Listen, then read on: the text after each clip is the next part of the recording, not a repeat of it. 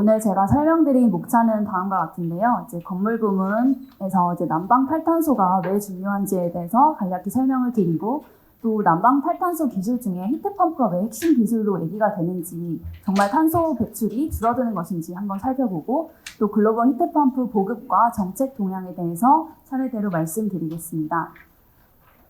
우리나라 이제 건물 부문은 4,400만 kW의 에너지를 지금 사용하고 있고, 주거용 부분에서 특히 화석연료의 사용이 60% 이상을 차지합니다. 다들 아시다시피 도시가스 난방이 우리나라에서 굉장히 많기 때문에 그 세계 보급률 우리가 2위라고 해요. 그래서 85%가 지금 국토의 85%가 도시가스가 지금 깔려 있는 상황인데, 그렇기 때문에 그 난방에서의 화석연료 사용이 많은 주거용 건물에서 이제 화석연료 비중이 높습니다. 건물 부문의 이제 온실가스 직접 배출량은 5,200만 톤으로 국가 온실가스 총 배출량의 7% 정도를 차지합니다. 그 다른 부문 같은 경우에는 계속해서 탄소 저감 기술들을 활용하기 때문에 2018년 이후로는 쭉 줄어드는 그런 양상이 나타납니다. 하지만 건물 부분 같은 경우에는 온실가스 배출량이 오히려 2020년 이후로 지금 늘어나는 이 그래프를 보실 수가 있는데요. 이것은 이제 그 탄소중립 녹색성장 이행 점검 결과가 올해 나온 바가 있는데, 그 결과에 따르면 제로에너지 주택 보급률이 점점 늘어났음에도 불구하고 이렇게 늘어났다라고 나오고 있습니다. 이는 바로 연면적이 계속해서 증가해 나가고 있고, 또 난방의 탈탄소화가 이루어지지 않기 때문에 계속해서 난방용 사용량도 증가하기 때문으로 파악됩니다. 따라서 이제 난방을 탈탄소화하는 것이 건물 부분의 직접 배출량을 줄이는데 핵심적인 요인이다라고 보시면 됩니다. 그러나 이제 정부 계획은 굉장히 불충분합니다. 건물 부분에서 탄소 중립을 할 수 있는 요인은 크게 4가지로 생각하시면 되는데요. 첫 번째는 이제 기축 건물은 그린 리모델링을 통해서 에너지 효율을 높이고, 그다음에 신축 건물은 제로 에너지 건축물로 지어서 좀 더 효율적인 건물을 지은 다음에, 또 그 화석연료 난방을 좀 탈탄소하는 방안, 그다음에 건물에 태양광이든지 이런 재생에너지를 설치하는 방안, 이 4가지가 주요한 건물의 탄소 감축 수단입니다. 하지만 정부안을 보시면은 여기 제가 초록색으로 표시해 놓은 이 부분을 보시면 그냥 이렇게 한 줄이 들어가 있습니다. 화석연료 난방을 전력화할지 아니면 탈탄소할지 이런 방안에 대해서는 아직 구체적인 계획이 좀 부재하기 때문에 이런 부분에 대해서 조금 더 계획을 마련해야 합니다. 그래서 저희 연구소를 비롯해서 민간의 이제 4개 싱크탱크가 모여서 정부안보다 좀 구체적인 탈탄소 계획 시나리오를 만들었습니다. 이 시나리오에서는 저희는 이제 해외의 사례들을 좀 참고해서 신규 화석연료 보일러를 2030년부터 설치하지 못하도록 하고, 또 30년까지 기존에 사용하는 노후한 석탄, 석유 보일러는 퇴출하고, 또 그에 따라서 이제 부재된 그런 난방들은 이제 히트펌프나 지역 난방을 통해서 공급을 하고, 또 건물의 지붕 태양광을 통해서 에너지 자립률을 높이는 이런 방안들을 적용해 보았습니다. 그 결과 이제 정부안 같은 경우에는 2050년에도 여전히 이제 가스보일러 난방을 사용하기 때문에 탄소 중립을 못한다, 이렇게 시나리오가 나와 있는데, 저희 연구소에서 연구한 시나리오에 따르면은 단계적으로 그 화석연료 난방을 전력화하기 때문에 그리고 또 그에 따라서 늘어나는 전력 소비를 또 건물의 지붕 태양광 의무화를 통해서 또 태양광으로 이제 전력을 공급을 하기 때문에 2050년에 이제 에너지 공급에도 문제없이 2050 탄소 중립을 달성할 수 있다, 이렇게 나왔습니다. 다음은 이제 히트펌프가 왜 그 난방 탈탄소의 중요한 핵심 기술인가인데요. 다들 잘 아시겠지만 이제 건물의 단열이 일단 향상이 되어야 합니다. 건물이 이제 단열이 향상되면, 기존에는 이 정도의 열 에너지 수요가 필요했다라고 하면은 단열이 향상되면 조금의 그 열 에너지로도 같은 그 온도를 느낄 수 있기 때문입니다. 그래서 이렇게 화석연료 그 열 에너지 사용량을 이렇게 줄인 다음에 이 줄인 열 에너지 수요를 전기화해서 히트펌프로 바꾸거나 혹은 지역 난방으로 가서 간접 배출화하는 것이 건물에서 난방의 탈탄소 수단입니다. 그런데 지금 아까 말씀드렸다시피 도시가스 보급률이 굉장히 높고, 또 연간 100만 대의 지금 도시가스 보일러 시장 규모가 있기 때문에 이 많은 비중들을 지금 히트펌프로 바꾸고, 또 지역 난방도 점진적으로 확대해 나가고, 이런 데에는 굉장히 많은 노력이 필요하다라는 것을 아실 수 있습니다. 다들 잘 아실 것입니다. 이제 히트펌프는 이제 연소한 작용이 아니라 열을 이제 이동하는 수단입니다. 그래서 열이 이제 기존에 있던 그 열원과 그다음에 그 목표 온도 간의 이 열원의 온도와 목표 온도 간의 이 차이가 줄어들수록 COP가 높아지는 것인데요. 그러니까 즉 효율이 좋아지는 것인데요. 그렇기 때문에 제가 아까 말씀드렸다시피 그 기존의 여기 우리가 필요로 하는 온도가 이제 낮아지려면은 그 주택의 단열이 좋아져야 됩니다. 그래서 주택 단열이 또 좋아지면은 히트펌프의 효율도 좋아지고 이 두 가지가 좀 시너지가 나서 같이 난방 탈탄소를 할 수 있다는 부분을 기억하시면 되겠습니다. 네, 히트펌프는 이제 열원에 따라서 또 구분이 되는데, 지열 같은 경우에는 이제 연중 내내 공급되는 열원의 그 온도가 좀 일정하게 유지가 되기 때문에 지열의 효율이 가장 좋고, 그 다음 수열, 그 다음 공기열 수준이지만, 공기열은 이제 설치할 수 있는 공간에 그 제한이 많이 없기 때문에, 공기열이 굉장히 지금 유럽이나 미국에서 각광을 받고 많이 늘어나는 추세에 있습니다. 또 난방 매체 같은 경우에 이제 우리가 느끼는 건 이제 공기로 난방을 하거나 혹은 물 형태로 밑에 바닥 난방으로 하는 형태가 있고, 그 난방 매체가 이제 공기인 경우에는 급탕에 같이 사용을 할 수 없어서 이제 우리나라에서는 어떻게 보면 이제 에어 투 워터, 그러니까 그 소스가 이제 난방 소스 매체가 이제 물인 경우가 조금 더 적합할 수 있다. 지금 현재 바닥 난방에는 이 부분이 있습니다. 다음 저희가 이제 간략하게 가스보일러랑 지금 히트펌프의 탄소 배출량 한번 비교해 보았습니다. 지금 현재 상태에서도 히트펌프를 사용하게 된다면 그 컨덴싱 보일러, 효율이 좋은 가스보일러 대비해서도 탄소 배출량이 좀 줄어든다. 28% 감소한다라고 나왔습니다. 그 다음 일반 보일러 대비해서 사용하면 35% 감소로 더 그 폭이 커지게 되고요. 근데 중요한 것은 우리나라 지금 탄소 중립으로 나가는 이제 경로로 계획을 세우고 있지 않습니까? 여기서 이제 전환 부분 같은 경우에도 2030년에 이제 45%의 탄소 배출을 감축하겠다 이런 목표를 수립을 했는데요. 이에 따라서 이제 전력 발전 믹스가 보시면은 화석연료보다는 원전이나 이제 신재생 비중이 이렇게 확대되는 것을 보실 수 있습니다. 그에 따라서 이제 전력의 배출 계수가 2030년에 좀 더 낮아지게 되는데요. 그래서 2030년의 전력 배출 계수를 가지고 저희가 계산을 해보면은 지금 컨덴싱 보일러 대비 2030년 히트펌프가 65%, 그 다음에 일반 보일러 대비 68% 이렇게 큰 폭으로 감소가 된다는 것을 보실 수 있습니다. 이게 중요한 이유는 지금 당장 히트펌프, 난방기기를 설치한다고 했을 때 이게 최소 한 10년 정도는 사용을 하게 되기 때문에 지금 설치한 난방기기가 이제 10년 후에도 사용이 된다라고 하면은 지금부터 히트펌프를 차례대로 설치해 나가야 2050 탄소 중립까지 가는데 그런 기술적인 낙인 효과 이런 것들을 좀 방지할 수 있다는 점입니다. 그다음 최근에 이제 가스 업계에서 또 수소를 이제 혼입을 해서 사용하겠다 이런 이야기들이 많이 나오고 있습니다. 정부도 이제 2026년부터 20% 수소 혼입을 해서 사용하겠다라는 목표로 R&D를 지금 추진을 하고 있는데요. 여기 보시면 이제 한 연구, 독일에 있는 이제 연구인데요. 여기가 이제 수소 보일러입니다. 그러니까 수소를 혼입해서 사용하는 그 보일러인데, 이 보일러 같은 경우에는 그 전기에서 수소로 또 바뀌고, 수소에서 또 열로 바뀌고, 이런 과정에서 효율이 굉장히 많이 떨어지기 때문에 61%밖에 안 나옵니다. 100을 넣었을 때 61%밖에 안 나오는데, 히트펌프 같은 경우에는 COP 3을 가정했을 때는 300%가 나오게 되니까 그만큼의 효율 차이가 또 있는 것이고, 그 다음에 여기는 또 이제 수소 터빈을 말하는 것인데, 수소 터빈 같은 경우에도 효율이 이제 그냥 히트펌프, 전기 히트펌프 썼을 때보다 절반 수준에 불과합니다.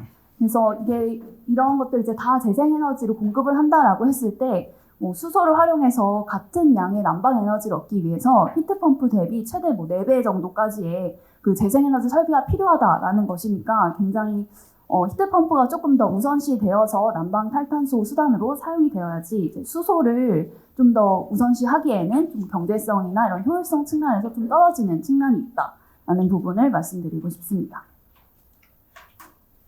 다음 이 히트펌프 같은 경우에 지역 난방에서도 좀 중요한 역할을 수행할 수 있습니다. 제가 아까 처음에 이제 이 난방이 지역 난방이나 히트펌프 전기와 이렇게 두 가지로 좀 탈탄소 될 수 있다라고 설명을 드렸는데, 그 두 번째 수단이었던 지역 난방에서도 히트펌프, 대형 히트펌프가 좀 중요한 역할을 할 수 있다는 것입니다.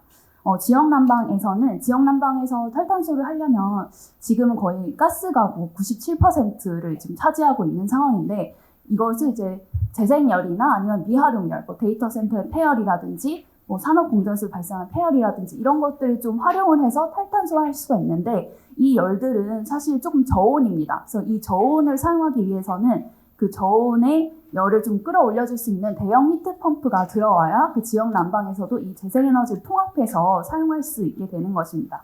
그래서 이 대형 히트펌프가 또 혈탄수의 중요한 역할을 할 수 있으면서 또 동시에 재생에너지 변동성을 대응하는 그런 섹터 커플링 역할도 수행을 할 수 있기 때문에 굉장히 장점인데요. 예를 들어서 재생에너지 전력이 좀 풍력이 너무 좋아서 재생에너지 전력이 좀 잉여 전력이 많이 남았다 했을 때 그 잉여 전력으로 지역 난방에서 열을 만들어서 추결조나 저장 시설에 저장을 하게 되고, 그리고 또 재생에너지 전력이 부족할 때 이 저장된 열을 사용해서 난방을 공급하면 이 재생에너지의 출렁이는 변동성, 간헐성에 좀 대응을 하는 그런 역할을 수행할 수가 있습니다. 이게 먼 미래의 얘기가 아니라 사실 스웨덴이나 이런 곳에서는 이제 8, 90년대부터 이런 대형 히트펌프가 지역 난방에 설치가 되어서 지금 운영이 되고 있습니다. 여기 보시면은 스웨덴이나 덴마크, 핀란드 이런 국가들에서는 대형 히트펌프가 지금 꽤 많이 설치가 되어 있고 유럽에서도 이런 부분에 좀 주목을 하고 있는 상황입니다. 그래서 글로벌 히트펌프 보급 동향인데요. 제가 유럽하고 미국 사례를 한번 살펴봤습니다. 먼저 유럽 사례입니다. 유럽 같은 경우에 지금 러우 전쟁으로 굉장히 가스 가격 폭등 이런 것들이 문제가 많이 돼서 여기는 뭐 난방 탈탄소도 중요하지만 이런 에너지 수급 문제 이런 것들 때문에 오히려 난방에 있어서 히트펌프를 바꾸려는 움직임이 굉장히 빨리 일어나고 있습니다. 그래서 여기서는 이제 그런 러시아로부터 의존도로부터 좀 벗어나자 하는 리파워 EU라는 그 목표를 수립을 하고 운동을 하고 있는데, 여기서 이제 연간 히트펌프 판매량을 2배 늘리겠다라는 목표를 수립했습니다. 그래서 이 목표 달성을 위해서 26년까지 2천만 대, 30년까지 6천만 대 히트펌프를 설치를 해야 된다라는 목표를 세웠고, 그에 따라서 이제 화석연료 보일러를 그냥 단독으로, 그러니까 히트펌프나 뭐 지역 난방 결합하는 게 아니라 단독으로 우리가 그냥 가스보일러만 쓰겠다라는 건 이제 2029년까지 밖에 못한다. 그 이후로는 그렇게 하지 못하도록 하고, 또 히트펌프 화석연료 보일러에 대해서 보조금을 지금 여러 국가들에서 뭐 저소득층이나 이런 부분들에 좀 지급을 하고 있는데, 이런 보조금을 2025년까지밖에 못 주도록, 그 이후로는 이제 보조금을 다 폐지하도록 권고를 하고 있습니다. 그리고 이제 최근에 나온 그 보고서에 따라서 보면은 이제 유럽의 히트펌프 시장을 견인한 3가지 그 트렌드 요인이 있다라고 하는데, 첫 번째 이제 기술적 요인으로 조금 더 그 온도 범위가 낮은 온도일 때도 사용할 수 있도록 기술이 개발이 되었다, 이런 부분을 꼽고 있고, 두 번째는 건물의 에너지 기준이 점점 강화되고 또 보조금도 같이 지급이 되어서 히트펌프로의 변환이 좀 빨라지고 있다라는 부분이 있고, 세 번째는 이제 규모의 경제가, 그러니까 보조금도 지급되고 막 목표치도 강화되고 하다 보니까 규모의 경제가 형성이 되어서 생산 비용 자체가 좀 하락이 되고 있다. 그리고 여기에 더해서 이제 태양광 패널을 같이 붙여서 히트펌프 운영하면 이제 에너지 운영 비용이 전혀 들지 않는 거잖아요. 근데 이 태양광 패널 비용도 점점 하락하고 있고, 또 추가적으로 이제 뭐 히트펌프를 활용한 DR 사업 같은 것들이 굉장히 파일럿 프로젝트들이 많이 진행이 되고 있는데, 이 DR도 같이 참여하게 되면 추가적인 경제적인 인센티브도 얻을 수 있기 때문에 이런 트렌드들이 히트펌프의 좀 확대를 견인하고 있다라고 보고 있습니다. 그래서 2022년 지금 최신 그 데이터가 이제 2022년 기준으로 나와 있는데, 여기에서 유럽의 히트펌프 판매가 이제 300만 대, 이게 전년 대비 거의 40% 증가한 분량이다라고 하고요. 또 유럽에서는 최근에 이제 에어 투 워터 소스가 굉장히 늘어나고 있는 거를 여기 그래프를 통해서 보실 수가 있습니다. 여기 파란색이 이제 에어 투 워터가 늘어나는 추세로 나타나고 있고, 또 프랑스나 이제 핀란드, 뭐 독일 등에서 좀 중점적으로 히트펌프가 확대되고 있는 상황입니다. 그리고 2030년까지 이제 4,500만 대의 히트펌프가 설치될 것이다, 이렇게 전망이 되고 있고, 또 2050년에는 그 난방에서 이제 그 히트펌프를 사용한 가구가 60%를 넘을 것이다, 이런 전망들이 나타나고 있습니다. 다음은 이제 미국 사례인데요. 미국 같은 경우에는 더 놀랍습니다. 여기는 2022년에 처음으로 그 히트펌프의 판매 대수가 가스보일러 판매 대수를 넘어섰다고 합니다. 이제 430만 대 이상 히트펌프가 연간 판매가 되었다고 하고요. 또 미국에선 특히 단독주택에서 뭐 신규 건설된 단독주택의 40%가 히트펌프를 설치했다라고 할 정도로 이제 뭐 단독주택에서 이제 에어 투 에어 소스의 그런 히트펌프의 이제 시장 점유율이 굉장히 높은 상황입니다. 그래서 미국에서도 뭐 여전히 이제 앞서 그 말씀드렸던 유럽과 마찬가지로 계속해서 늘어날 것으로 성장이 되고 있고, 특히 공기열 히트펌프는 뭐 한 10%, 지열 히트펌프는 연간 한 12% 정도의 성장률을 보일 것으로 전망하고 있습니다. 다음 이제 이렇게 보급이 잘 되기까지 어떤 정책이 있었나, 이 정책 동향인데요. 먼저 유럽연합 같은 경우에는 이제 건물 에너지 성능 지침이라는 EPBD라는 제도를 좀 개정을 해서 2040년까지 냉난방에서 아예 화석연료 사용을 없애겠다라는 목표를 수립을 했습니다. 그에 따라서 회원국들도 이제 다 자국법으로 이런 기준들을 마련하도록 했는데요. 그에 따라서 유럽에 이제 정말 여러 국가들이 화석연료 난방 사용을 퇴출하기 위한 그런 법들을 제정했습니다. 이게 사실 미래 얘기가 아니라 2020에서 한 25년 사이로 다 그 기한이 마련이 되어 있어서 뭐 영국을 제외하고 거의 내년까지 다들 이제 신축 건물에 뭐 가스 보일러 설치 금지한다든지, 아니면 아예 그 건물을 지을 때 가스 그리드 관을 설치하지 못하도록 한다든지, 아니면 기기의 탄소 배출량을 제한하거나 뭐 재생가능 열 의무를 둬서 실질적으로 화석연료 사용을 못하도록 규제하는 그런 방식들로 법제화가 되어 있습니다. 미국에서는 이제 그 가스 사용의 한 30%를 차지하는 그 20개의 주에서 건물 내에 가스 보일러 설치를 금지하는 법안을 이미 통과시켰습니다.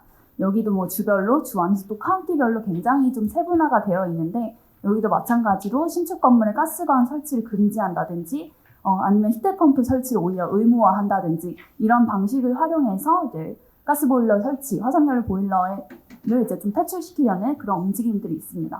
또 이에 더해서 미국의 이제 25개 주지사들이 모여서 기후동맹 그룹이라는 것을 결성을 했는데, 여기서는 2030년까지 현재 대비 한 4배까지 히트펌프 보급 대수를 늘리자라는 합의를 진행을 했습니다.